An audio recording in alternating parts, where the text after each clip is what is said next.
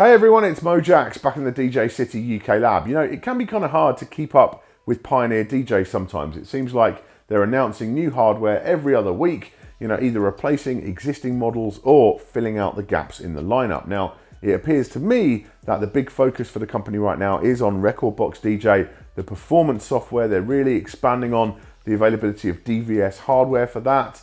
And these two products we're looking at over the next couple of weeks are kind of filling in some quite important gaps. Next week, we'll be taking a look at the DJM250 Mark II, which is the most affordable mixer that Pioneer DJ make. It's definitely a bedroom product. Retail street price around about $350. That's fully rekordbox DVS compatible and comes with the software. The other one, which is almost more important really, this was both inevitable and essential, is the Interface 2. It's a DVS interface for using with any mixer that you might come across in the club or you might have at home already. And the 2 relates to the number of channels. It's not a version, this is the first one. There may well be an Interface 3 or Interface 4 at a later stage, but right now, this is the standalone DVS interface for rekordbox DJ. So, interesting pieces, let's get down to it. This review is going to be fairly short because there isn't a whole lot of functionality to discuss with an audio interface like this. The build quality is superb. The Interface 2 has a really chunky metal construction and the RCA sockets all feel solid too. Overall, the unit has a tank-like feel, which is important for a device which will no doubt spend its life being banged around in the bottom of a DJ bag. Speaking of bags, there isn't any kind of soft or hard case included with the Interface 2, which I would have liked for a bit of added protection. No doubt third-party manufacturers will have them available, but it would be nice to get one in the box. What you do get included is a pair of rekordbox DJ control records, which don't come with the DJM450 and DJM250 Mark II mixers, so turntable users can get started right away. If you need control CDs for older CD decks without USB, you'll have to download the signal from Pioneer DJ and burn it yourself, as there are no CDs in there.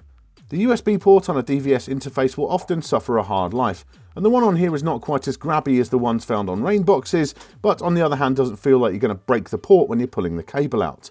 There is a clip to the side of the port to loop the USB cable into if you're afraid of it getting pulled out mid-set. The amount of channels on here is fairly limited. With the unit being called the Interface 2, naturally it features 2 stereo inputs and 2 stereo outputs. There's no third pair for outputting the sampler and feeding back from the mixer into the software for recording your set. I've been an SL3 user for years, so I find that a little bit limiting, but it's equivalent to the Rain SL2 or the current Denon DJ DS1, which tons of people use quite happily with Serato DJ. There are LEDs to show at a glance which channels are active and whether the USB and power supply are connected, and there's a switch to go between line and phono level for the inputs, with the outputs always being line level as is the DVS standard. I'm a little disappointed that you can't select a different option for each channel. If you have one turntable and one CDJ, for example, that's going to need extra hardware to get working. In terms of performance, the Interface 2 works as smoothly as you might hope. There are licenses for the rekordbox DJ performance software and DVS plugin included, and once you've got those and the drivers for the interface installed, the software assigns the audio channels automatically. I won't spend a lot of time talking about the software itself here. I did a review on version 4.2 a while ago, and Pioneer DJ have a big new release in version 5. That's currently in beta, so I'll take a good look at that here on the channel soon.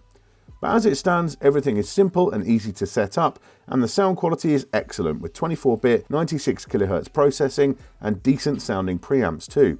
You can play and record regular vinyl into the software by switching to through mode, and Pioneer DJ have included a power supply so you can run your tables or CDJs without the laptop connected, which is great for home use or daisy chaining with other DJs in the club, although the box does work fine bus powered if you don't need that kind of functionality. Overall, the Interface 2 does exactly what it needs to do and fills a definite gap in Pioneer DJ's DVS lineup.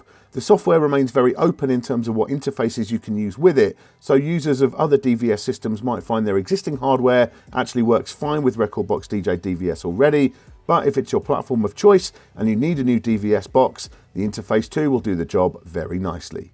So there you go, my take on the Interface 2 from Pioneer DJ. As I said at the start of the video, this product was both inevitable and essential. If you're going to have a DVS platform, you've got to have a standalone interface there, because most DJs cannot rely on having the correct mixer for their software setup at every gig. However flexible rekordbox DJ is at accepting different hardware, you still need this box.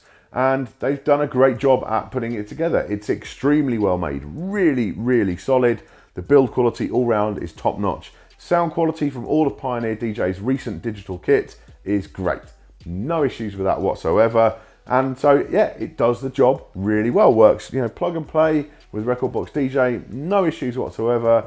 It's a great bit of kit. The only limitations, the only downsides are in the name itself. Interface 2, you've only got the 2 channels there. Now, for me personally, I would always prefer a 3-channel audio interface, so you can actually have dedicated recording going back into the laptop from the mixer. That works better for me, and I know a lot of DJs will prefer a 4-channel version, maybe with those 2 USB ports like the Rane SL4, so you can do back-to-back and switch out DJs much more easily. But overall, for what it is, for being a 2-channel interface, this does the job very nicely, and it's very affordable. You know, $300 street price or thereabouts, with $230 worth of software and with the control vinyl. You know, the value proposition is top notch. Now, next week we'll be moving on to the DJM 250 mixer, which is their budget mixer. Street price around about $350, so a little bit more. Obviously getting quite a lot more hardware there, but this will not be quite as flexible in many ways. You can't, you know, take this out necessarily with you in the same way that you can with an interface. This has definitely got a different purpose in mind, but it's another way, another affordable way of getting into rekordbox DJ. So stay tuned for that one next week. Thank you for watching today. Make sure you subscribe for all our future tips, tricks, and product reviews. I'll see you soon.